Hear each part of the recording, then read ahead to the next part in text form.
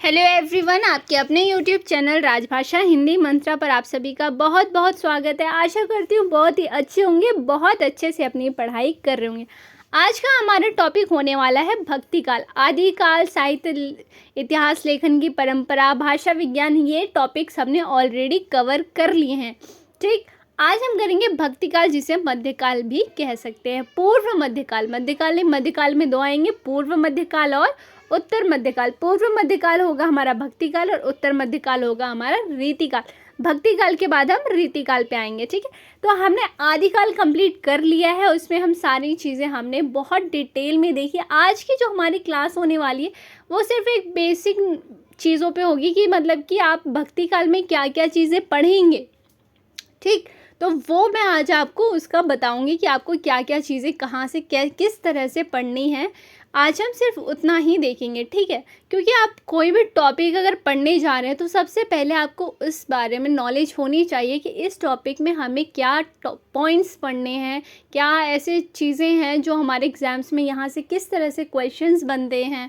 ये सारी चीज़ें आपको पता होनी चाहिए किसी भी टॉपिक को स्टार्ट करने से पहले। ओके, तो सबसे पहले मध्यकाल में पूर्व मध्यकाल, उत्तर जो है वो हमारा रीतिकाल कहलाता है, पूर्व मध्यकाल जो है हमारा वो भक्ति काल कहलाता है। ठीक है, अब देखो इसमें आती हैं दो, एक आती है निर्गुण धारा और एक आता है सगुण धारा। ठीक है, निर्गुण के अंदर आता है संत और सूफी। निर्गुण के अंदर क्या आता है? संत और सूफी। संत को हम क्या कहते हैं? ज्ञानाश्रयी शाखा भी कहते हैं, ज्ञानाश्रयी शाखा। ठीक है, और वहीं सूफी को क्या कहते हैं? प्रेम मार्गी। क्या कहते हैं? प्रेम मार्गी। ठीक है, इतनी चीज़ें याद रहेंगी। अब देखो क्या है, इसके बाद सगुण के अंदर हमें क्या पढ़ना होता है? एक होता है राम भक्ति पढ़ना पड़ता है हमें, और कृष्ण भक्ति। यहाँ से बहुत फैक्ट्स पूछे जाते हैं, तो आपको क्या करना है, इन टॉपिक्स को बहुत अच्छे से हम डिटेल में पढ़ेंगे। सबसे पहले हम निर्गुण पढ़ेंगे।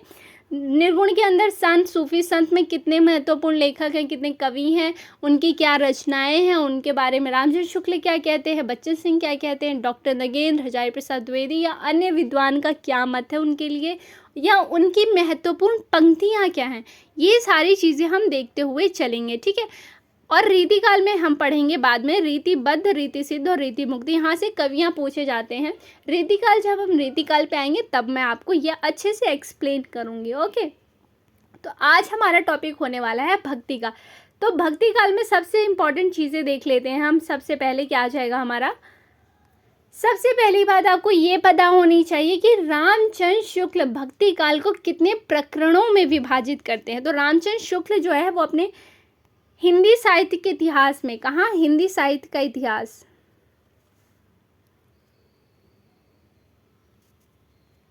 हिंदी साहित्य के इतिहास पुस्तक में भक्ति काल को उन्होंने कितने प्रकरण? 6 प्रकरणों में विभाजित किया है। आपको मैंने आदिकाल पढ़ाते वक्त भी आपको मैंने एक चीज़ बोली थी कि आप प्रकरण का नाम याद रखिए कि क्या, कौन से प्रकरण में, एक में किसके बारे में कौन किनके मत दिया गया है। मतलब कि जैसे कि हमने आदिकाल में पढ़ा था तो प्रकरण 1 में क्या चीज़ें थी? सामान्य परिचय। प्रकरण 2 में क्या था? सूफी कहाँ थे, सिद्ध कहाँ थे, नाथ कहाँ थे। यह आपको चीज़ें पता होनी चाहिए कि बिसलदेव रासो, मतलब रासो जो काव्य था हमने वो कौन से प्रकरण में पढ़ा था। ये सारी चीज़ें आपको पता होनी चाहिए। ठीक है, क्योंकि बहुत घुमा के बहुत डीप में प्रश्न पूछे जाते हैं, तो आपको प्रकरण याद रखने हैं। ठीक है, तो प्रकरण 1 में आता है हमारा सबसे पहले रामचंद्र शुक्ल सामान्य परिचय रखा है प्रकरण 1 में। प्रकरण 2 में वो रखते हैं, रामचंद्र शुक्ल रखते हैं निर्गुण धारा, जिसको हम क्या? ज्ञानाश्रयी शाखा भी कहते हैं। अब मैंने आपको पहले बताया भक्ति काल में निर्गुण धारा होता है एक, और एक होता है सगुण। ठीक है, निर्गुण में हम क्या क्या पढ़ते हैं? तो निर्गुण में हम पढ़ते हैं सूफी और संत। ठीक है, सूफी और संत पढ़ते हैं। सूफी को ही ज्ञानाश्रयी कहते हैं और संत को क्या कहते हैं? प्रेम मार्गी। और सगुण में हम क्या क्या पढ़ेंगे? सगुण में हम पढ़ते हैं राम भक्ति शाखा, राम भक्ति और कृष्ण भक्ति। ठीक है, ये आपको क्लियर है इतनी चीज़ें। ज्ञानाश्रयी में हम पढ़ते हैं, जैसे हमारे सूफी में, संत में आ जाएंगे कबीर, सूफी में हो गए अज्ञे, इस तरह से।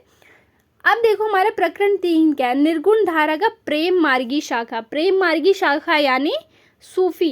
ठीक है, प्रकरण 4 में हमारा सगुण धारा है। प्रकरण 4 में क्या है हमारा? सगुण धारा। सगुण धारा भी कौन? राम भक्ति शाखा। कौन सी है? राम भक्ति शाखा है प्रकरण 4 में। और फिर आती है हमारी कृष्ण भक्ति शाखा, प्रकरण 5 में आती है। ठीक है। और फिर हम प्रकरण 6 में बाद में क्या पढ़ेंगे? भक्ति काल की जो फुटकल रचनाएं हुई, ठीक है, जो इन सब में ना जो सूफी में आ रही थी, ना संत में आती थी, ना राम भक्ति में आती थी, ना कृष्ण भक्ति में आती थी, जो अलग से जो रचनाएं थी, जो फुटकल रचनाएं थी, वो हमारी प्रकरण 6 में हम देखेंगे। इतनी चीज़ें क्लियर हो गई क्या? तो सबसे पहले आप मुझे बताएं, प्रकरण कितने प्रकरण में विभाजित है? 6 में। कितने में? 6 में। और सबसे पहला है सामान्य परिचय, दूसरा है निर्गुण धारा का ज्ञानाश्रयी, तीसरा है प्रेम मार्गी, चौथा है हमारा राम भक्ति, पांचवा है कृष्ण भक्ति, छठा है फुटकल रचना। इतनी चीज़ें क्लियर हैं क्या? आगे देखते हैं आगे क्या है हमारा। सबसे पहले आप देखो रामचंद्र शुक्ल जी की कुछ, मैंने यहाँ पे रामचंद्र शुक्ल की बुक से है ये, कुछ इंपॉर्टेंट फैक्ट्स हैं जो एग्जाम में आ चुके हैं। ठीक है, तो वो आपको ध्यान में देखते हुए चलना है। देखो प्रकरण 1 में शुक्ल जी ने भक्ति काल के उदय की व्याख्या करते हुए उनकी सामान्य प्रवृत्तियों का संक्षिप्त विवरण दिया। रीति काल की राजनीतिक परिस्थितियाँ क्या थी? एक मिनट, रीति काल नहीं, सॉरी, ये भक्ति काल है, ये रीति काल गलती से हो गया, रुको, हाँ यहाँ रीति काल नहीं, ये भक्ति काल है। ठीक है,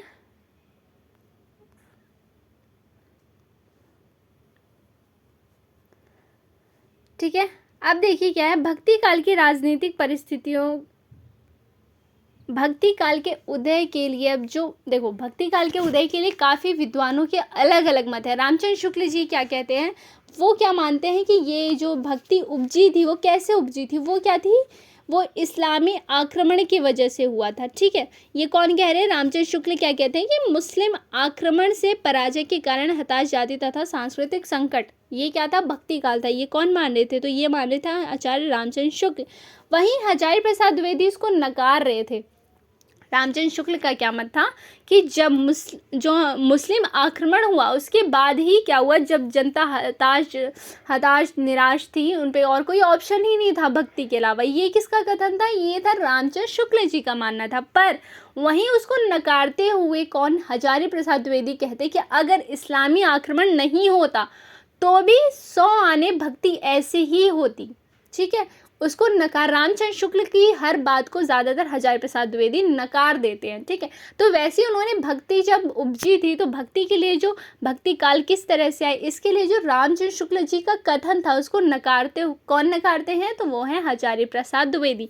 अब देखो वहीं पर हम आगे बात करेंगे भक्ति का आंदोलन के उदय की जो पृष्ठभूमि है। यहाँ देखो रामचंद्र शुक्ल क्या कहते हैं, भक्ति के उदय होने के लिए उनकी राजनीतिक परिस्थितियां क्या थी वो बता रहे हैं इस कथन में, ये इस पूरे पैराग्राफ में वो बता रहे हैं रामचंद्र शुक्ल जी। ठीक है, तो आपको क्या करना है, ये ध्यान से देखते हुए चलना है। यहाँ से क्वेश्चंस बने हैं, यहाँ से क्वेश्चन ऑलरेडी आए हैं। आप PYQ चेक करेंगे तो ये कोटेशन एज इट इज़ आपको मिलेगा।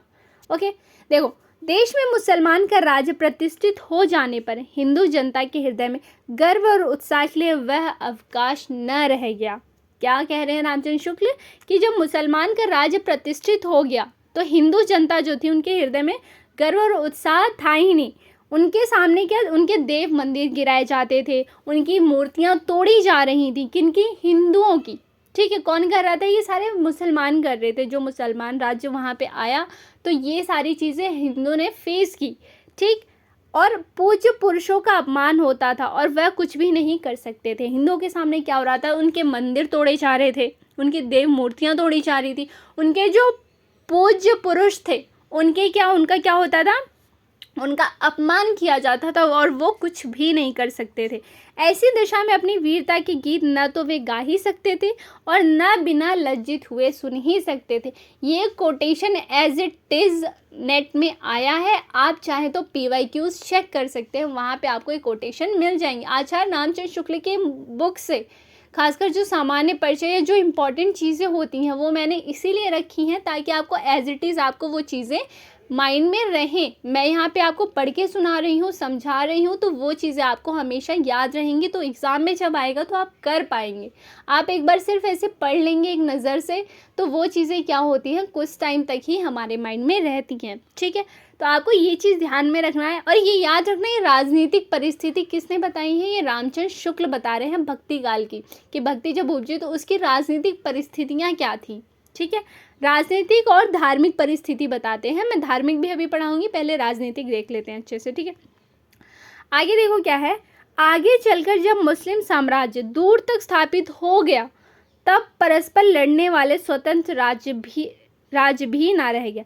इतने भारी राजनीतियों को उलट फेर के पीछे हिंदू जन समुदाय पर बहुत दिनों तक उदासी छाई रही। अपने पौरुष से हताश जाति के लिए भगवान की शक्ति और करुणा की ओर ध्यान ले जाने के अतिरिक्त दूसरा मार्ग ही क्या था।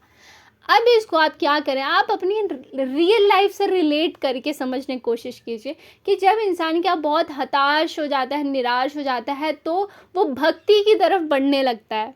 ठीक है, उसको जब कोई प्रॉब्लम है अगर उसकी लाइफ में, किसी की भी लाइफ में, आप हैं, मैं हूँ, किसी की भी लाइफ है, जब हमें बहुत प्रॉब्लम होती है, कोई प्रॉब्लम होती है, हमें उसका क्या सॉल्यूशन नहीं मिल रहा होता, हमें कुछ समझ ही नहीं आता है, तो हम क्या भक्ति की तरफ अपने आप जाने लगते हैं ना। तो वैसे ही क्या हुआ था, जब मुसलमान साम्राज्य का जब उनका राज्य प्रतिष्ठित हुआ, जब वहाँ आया, तो क्या हुआ कि हिंदू क्या, उनके जब देव मंदिर किराए जाने लगे थे, उनके जो पूज्य पुरुष थे उनका अपमान किया जाने लगा था, तो उन पे एक तरह से अत्याचारी हो रहा था। तो वो क्या करे, वो बहुत हताश निराश, उन पे और कोई ऑप्शंस नहीं दिख रहे थे, तो वो भक्ति की तरफ बढ़ने लगे थे। अब मेरा प्रश्न ये बनता है, सबसे पहले आपके माइंड में ये चीज़ें आनी चाहिए कि क्या भक्ति क्या सिर्फ इसी यहाँ पर ही, जब इंसान, इससे पहले क्या भक्ति काल से पहले क्या भक्ति थी ही नहीं, इससे पहले क्या लोग भक्ति नहीं करते थे।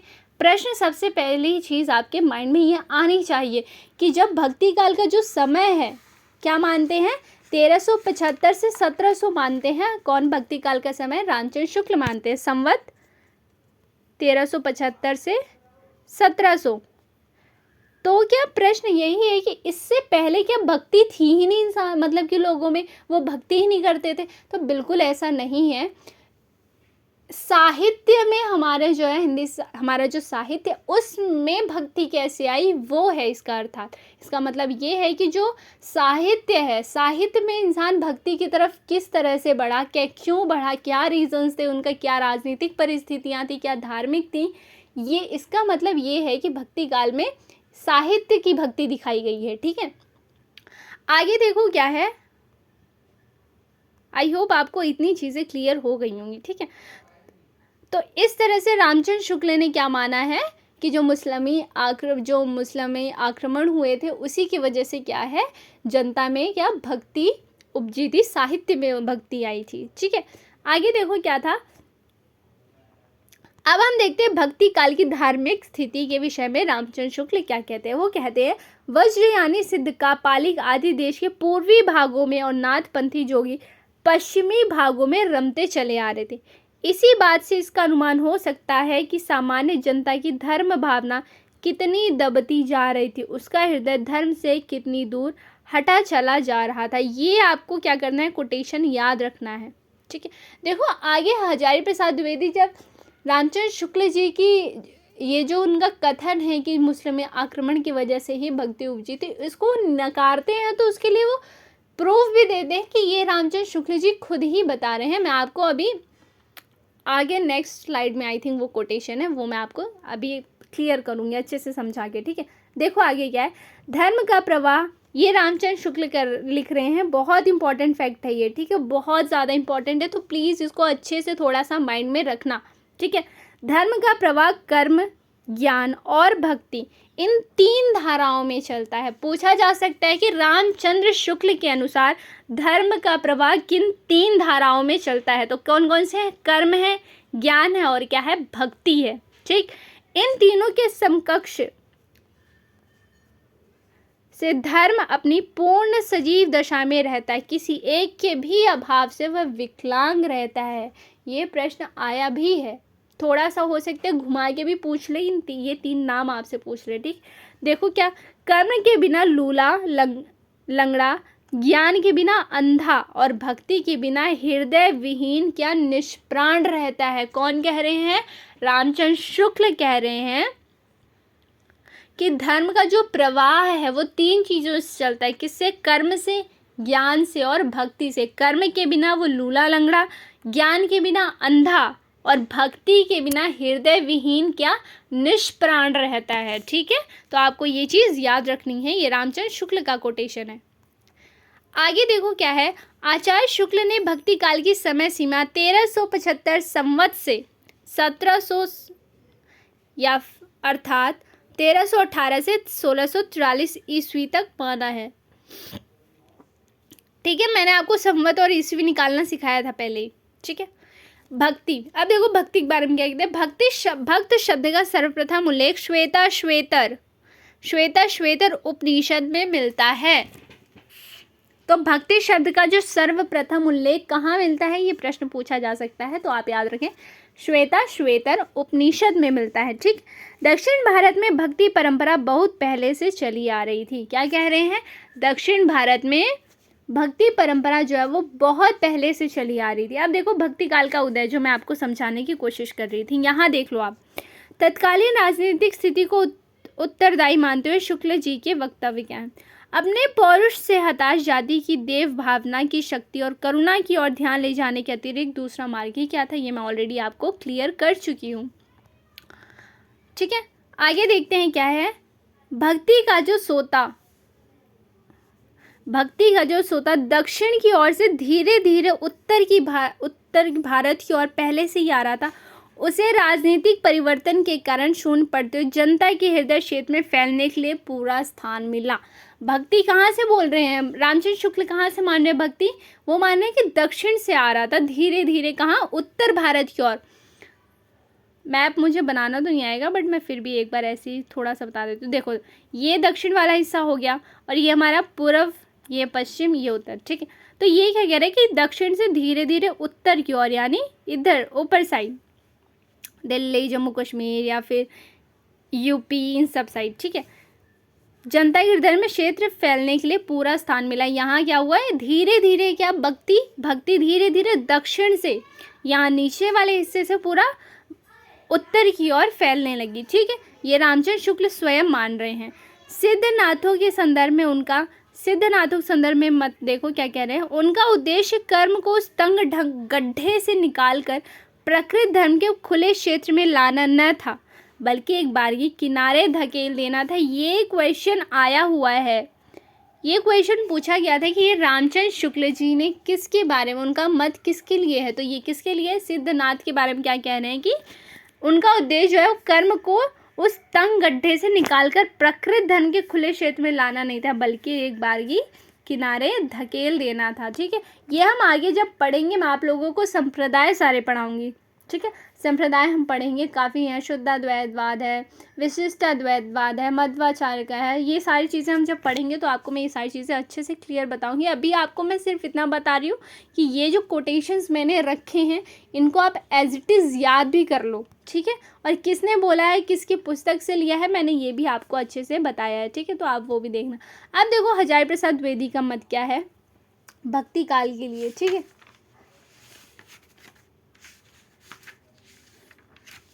भक्ति आंदोलन को भारतीय चिंता का स्वाभाविक विकास मानते हैं। कौन मान रहे हैं? हजारी प्रसाद द्विवेदी मान रहे हैं क्या कि वो कहते हैं कि क्या अगर जो इस्लामी आक्रमण नहीं होता तो भी 12 आना क्या है? भक्ति ऐसी ही होती। ठीक है, देखो मुसलमान के अत्याचार से यदि भक्ति की भावधारा को उमड़ना था तो पहले उसे सिंध में या फिर उसे उत्तर भारत में प्रकट होना चाहिए था, पर हुई दक्षिण में। देखो रामचंद्र शुक्ला में पिछले कोटेशन में ही मैंने आपको बताया, वो खुद कह रहे हैं कि भक्ति का जो सोता दक्षिण की ओर से धीरे धीरे उत्तर की भारत की ओर पहले आया। रामचंद्र शुक्ल खुद मान रहे हैं कि जो भक्ति है वो दक्षिण से आई। ठीक है, और हजारी प्रसाद द्विवेदी भी तो यही चीज़ कह रहे हैं। वो कह रहे हैं कि अगर भक्ति को जो इस्लामी आक्रमण हुआ अगर उससे उपजी होती तो वो पहले दक्षिण में नहीं आती ना, पहले वो उत्तर में ही आती।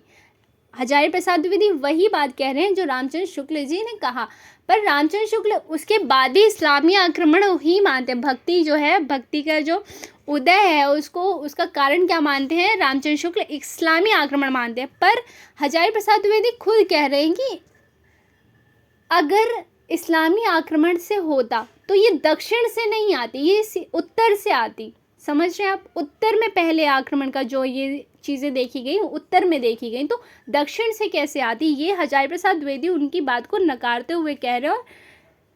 क्या कह रहे हैं देखो, दोबारा से समझने की कोशिश करो। मुसलमान के अत्याचार से यदि भक्ति की भावधारा को उमड़ना था तो पहले उसे सिंध में या फिर उसे उत्तर भारत में प्रकट होना चाहिए था, पर हुई कहाँ?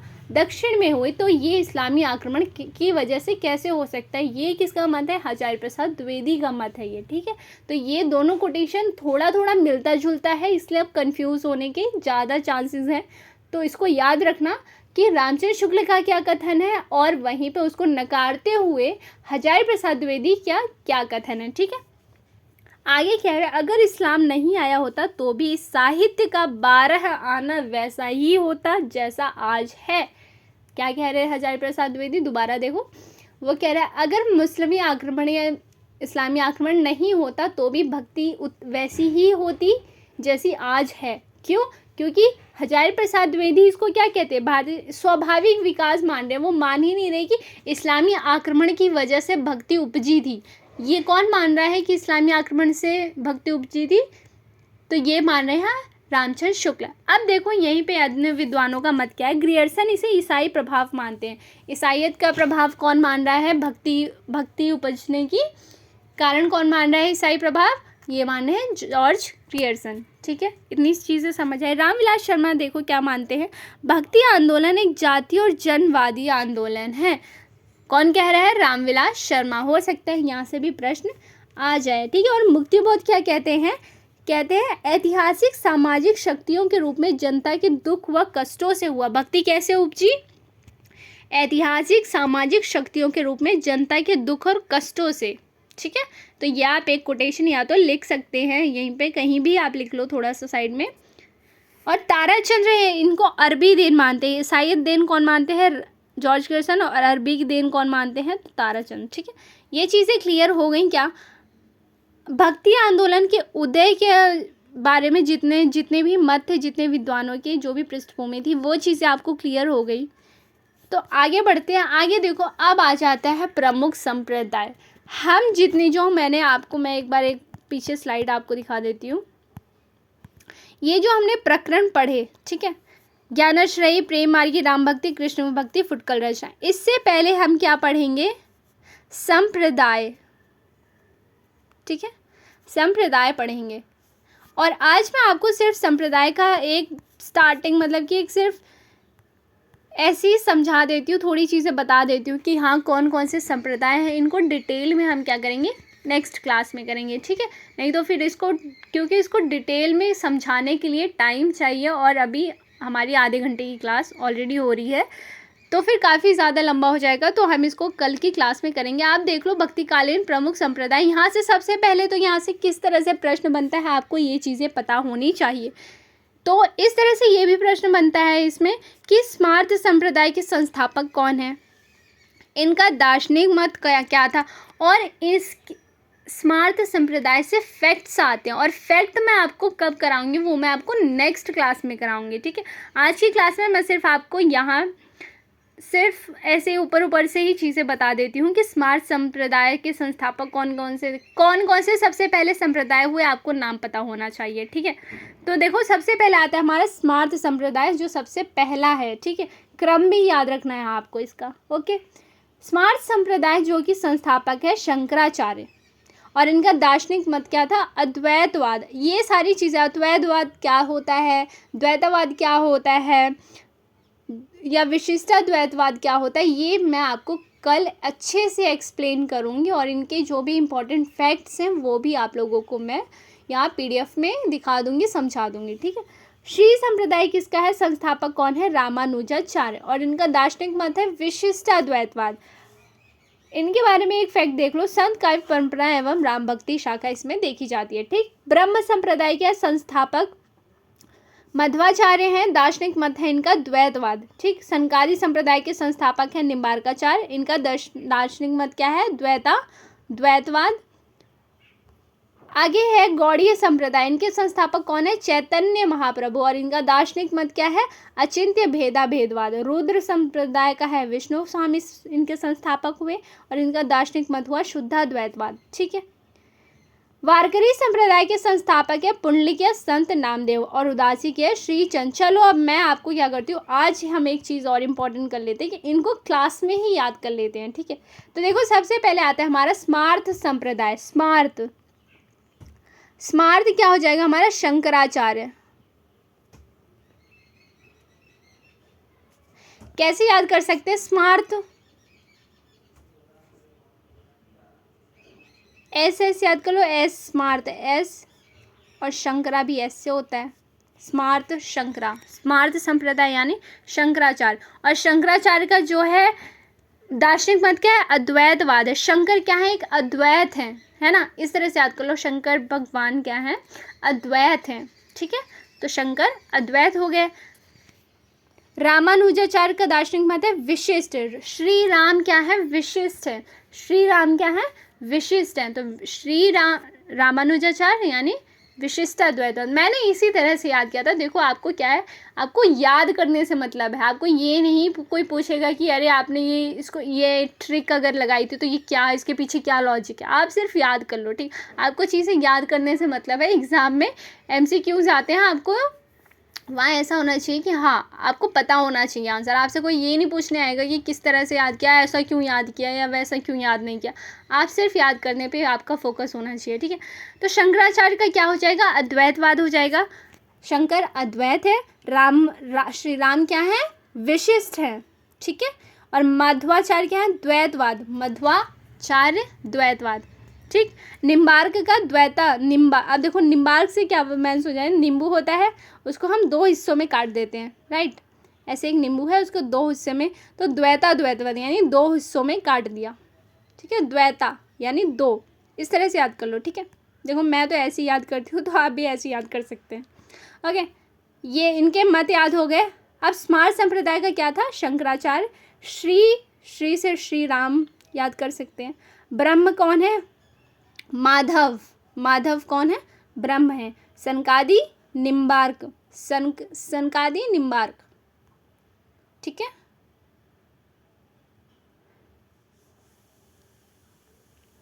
आगे देखो क्या है, गौड़ीय संप्रदाय। गौड़ीय मैंने इसको बस मुझे ऐसे ही याद हो गया था। गौड़ीय क्या कैसे याद कर सकते हो? चैतन्य महाप्रभु। गौड़ी अजीब सा नाम है। चैतन्य भी अजीब सा नाम है। मैंने तो ऐसे ही याद कर लिया था। आप देख लो एक बार, अपना कोई ट्रिक होगा तो बता देना, बाकी भी याद कर लेंगे उस हिसाब से। ठीक है। देखो क्या है आगे, क्या है इनका, क्या है? अभिचंत्य भेदवाद। रुद्र क्या है? विष्णु स्वामी। रुद्र क्या है? विष्णु स्वामी। और इनका क्या है? शुद्धाद्वैतवाद। ठीक है। वारकरी संप्रदाय का है पुंडलिक या संत नामदेव। उदासी के हैं श्रीचंद। ठीक है। तो आज की क्लास यहाँ ख़त्म करते हैं। हमने क्या चीज़ें पढ़ी? संप्रदाय पढ़ लिए हमने, भक्ति काल की जो पृष्ठभूमि है कि कैसे भक्ति काल उपजी, कहाँ से आई, उनके क्या मत है, इंपॉर्टेंट सारे फैक्ट्स हमने देख लिए। ठीक है। यहाँ मैंने आपको रामचंद्र शुक्ल की कुछ यहाँ पे इंपॉर्टेंट जो कोटेशंस थे वो भी यहाँ पे नोट करके दे दिए हैं। इनके प्रकरण बता दिए हैं, तो आपको प्रकरण भी क्या करना है? याद करते हुए चलना है। अब हम कल की क्लास में करेंगे संप्रदाय, और फिर करेंगे हम बढ़ेंगे अपने निर्गुण धारा यानी संत की तरफ। संत जो काव्य हुए उधर बढ़। ठीक है। So that's it for today. Thank you so much for watching. अगर आपको क्लास थोड़ी भी अच्छी लगी हो, क्लास समझ आई हो, चीज़ों क्लास में याद हुई हो, तो प्लीज़ वीडियो को लाइक करना, शेयर करना, और चैनल को ज़्यादा से ज़्यादा शेयर करो ताकि बाकी तक भी ये क्लासेस पहुंच सके। और अगर आप न्यू हो चैनल पे, आपने वीडियो देखी पूरी, आपको अच्छी लगी, तो प्लीज़ वीडियो को लाइक करना और चैनल को सब्सक्राइब कर लेना। ठीक है। मिलते हैं नेक्स्ट क्लास में जिसमें हम करेंगे संप्रदाय। ठीक। सबसे पहले करेंगे स्मार्त संप्रदाय। So thank you so much for watching. Bye bye.